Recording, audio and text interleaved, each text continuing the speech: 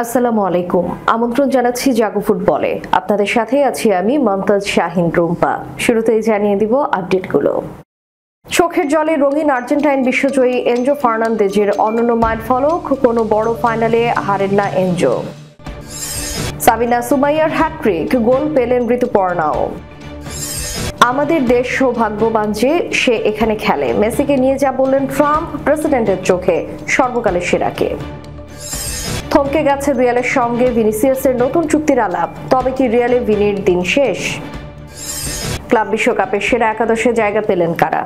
শুনছিলেন শিরোনাম, এবারে বিস্তারিত।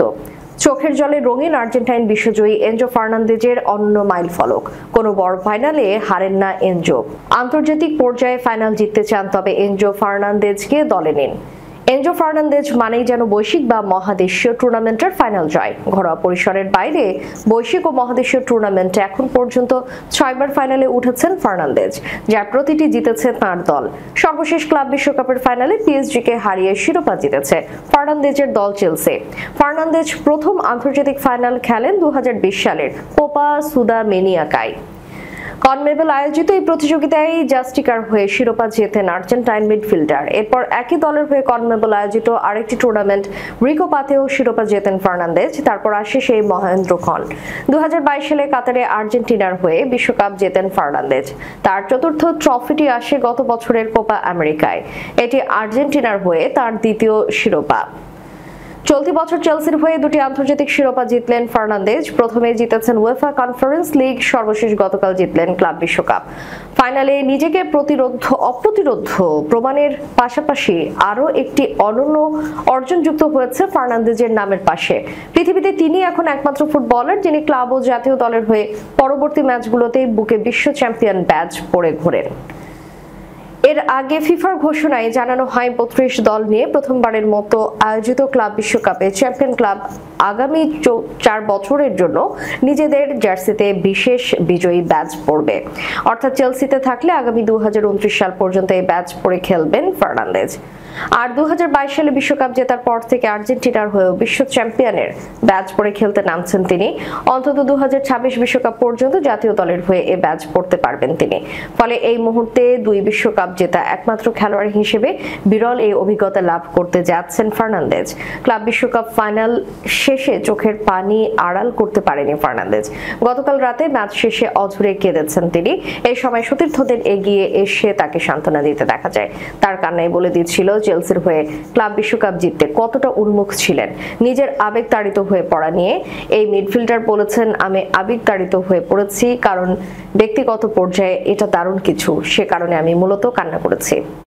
মিয়ানমার থেকে এশিয়ান কাপ বাছাই টুর্নামেন্ট খেলে দেশে ফিরে পরের দিনই ভুটান ফিরে যান ঋতুপর্ণা ও মানিকা চাকমা। আজ তাদের ক্লাব পারো এফসির ম্যাচ ছিল। সেই ম্যাচে গেলেফু স্পোর্টস ক্লাবকে 12-1 গোলে হারিয়েছে তারা। পারো এফসিতে খেলেন বাংলাদেশের সাবিনা খাতুন, মনিকা চাকমা, ঋতুপর্ণা চাকমা এবং সুমাইয়া। আজকের ম্যাচে সাবিনা সর্বোচ্চ 4টি গোল করেছেন। বাকি 3 গোল করেন ভুটানের স্থানীয় ফুটবলাররা। বাংলাদেশের ফুটবলার সুমাইয়ার ম্যাচ সেরার পুরস্কার পেয়েছেন। ম্যাচ সেরার পুরস্কার পেয়ে সুমাইয়া বলেছেন, আমার এই পারফরমেন্সের সব কৃতিত্ব টিমমেটদের। এই ট্রফি ক্লাবকে উৎসর্গ করছি। আমি ধারাবাহিকভাবে ভালো খেলতে চাই। 3 ম্যাচে 3টি ভিন্ন ম্যাচ সেরা। এমন ধারাবাহিকতা সত্যি নজর কাড়ার মতো। সুমাইয়ার এমন পারফরমেন্স প্রমাণ করে সুযোগ পেলে আন্তর্জাতিক পর্যায়েও তিনি আলো ছড়াতে পারেন। বাংলাদেশ ফুটবল দলের ব্রিটিশ কোচ পিটার বাটলার জাতীয় দলে সাবিনা, কৃষ্ণা, মাসুরা, সুরাইয়া এবং সানজিদাকে ডাকেন না। তারা ভুটান লিগে নিয়মিত গোল ও ম্যাচ সেরার স্বীকৃতি পেয়ে আসছেন। যদিও ভুটান লিগের মান ও প্রতিদ্বন্দ্বিতা নিয়ে যথেষ্ট প্রশ্ন রয়েছে। অনেকেই মনে করেন বিদেশি লিগে খেলা ফুটবলারদের মূল্যায়নের ক্ষেত্রে আরও বাস্তবমুখী ও উন্মুক্ত দৃষ্টিভঙ্গি প্রয়োজন, কারণ জাতীয় দলের বাইরেও তারা নিজেদের সামর্থ্যের প্রমাণ বারবার দিচ্ছেন। উঠতে থাকা পিএসজিকে মাটিতে নামিয়ে ক্লাব বিশ্বকাপের শিরোপা জিতেছে চেলসি। রোববার রাতে চেলসি পিএসজির এই ফাইনাল ম্যাচে মাঠে বসে উপভোগ করেছেন যুক্তরাষ্ট্রের president Donald Trump. FIFA club বিশ্বকাপের ফাইনাল ম্যাচে উপস্থিত থেকে বিশ্বসেরা ফুটবল তারকা লিওনেল মেসির প্রশংসায় পঞ্চমুখ ছিলেন মার্কিন প্রেসিডেন্ট ডোনাল্ড ট্রাম্প। মেসির সাম্প্রতিক পারফরমেন্স ও মার্কিন মাটিতে তার উপস্থিতিকে তিনি ভাগ্যবান মুহূর্ত হিসেবে উল্লেখ করেছেন। সাংবাদিকদের এক প্রশ্নের জবাবে ট্রাম্প বলেন, মেসি, হ্যাঁ, সে এক একজন বিশ্বমানের তারকা। সে এই গ্রহের সবচেয়ে বড় ফুটবলার। আমাদের দেশ সৌভাগ্যবান যে সে প্রতি সপ্তাহে এখানে খেলে। 2025 সালে ইন্টার মিয়ামির হয়ে দুর্দান্ত সময় কাটাচ্ছেন আর্জেন্টাইন অধিনায়ক। এ পর্যন্ত 29 ম্যাচে করেছেন 22 গোল এবং দিয়েছেন 7টি অ্যাসিস্ট। মেজর লিগ সকারে তার পারফরমেন্স এক কথায় অনন্য। তবে বছর শেষে ইন্টার মিয়ামির সঙ্গে তার বর্তমান চুক্তির মেয়াদ শেষ হতে চলেছে। এখনো পর্যন্ত নতুন করে কোনো চুক্তির ঘোষণা আসেনি। ফলে ফুটবল বিশ্বে জল্পনা শুরু হয়েছে, মেসি কি যুক্তরাষ্ট্রেই থাকবেন নাকি ফিরে যাবেন ইউরোপ কিংবা সৌদি আরব। এদিকে ক্লাব ও সমর্থকরা চান মেসি যেন আরো অন্তত এক মৌসুম ইন্টার মিয়ামির জার্সি গায়ে খেলেন। ক্লাব সূত্রে জানা গেছে চুক্তি নবায়নের বিষয়ে আলোচনা চলমান রয়েছে। এছাড়া ফাইনালের সময় ট্রাম্পকে জিজ্ঞেস করা হয়েছিল তার কাছে সর্বকালের সেরা ফুটবলারকে। তবে তিনি কিন্তু এর উত্তরে মেসি বা রোনালদোর নাম বলেননি, বলেছেন ব্রাজিলিয়ান কিংবদন্তির নাম। আমেরিকার প্রেসিডেন্ট ডোনাল্ড ট্রাম্পও যে একজন ফুটবল ভক্ত তা হয়তো অনেকেই জানেন না। তবে ট্রাম্পের কাছে মেসি রোনালদো নয়, তার কাছে সর্বকালের সেরা ফুটবলার ব্রাজিলিয়ান কিংবদন্তি পেলে। ট্রাম্প জানিয়েছেন তিনি অধুনা বিলুপ্ত নিউ ইয়র্ক কসমসের সাথে থাকার সময় মার্কিন যুক্তরাষ্ট্রের কিংবদন্তি ব্রাজিলিয়ান স্ট্রাইকার পেলেকে দেখেছিলেন।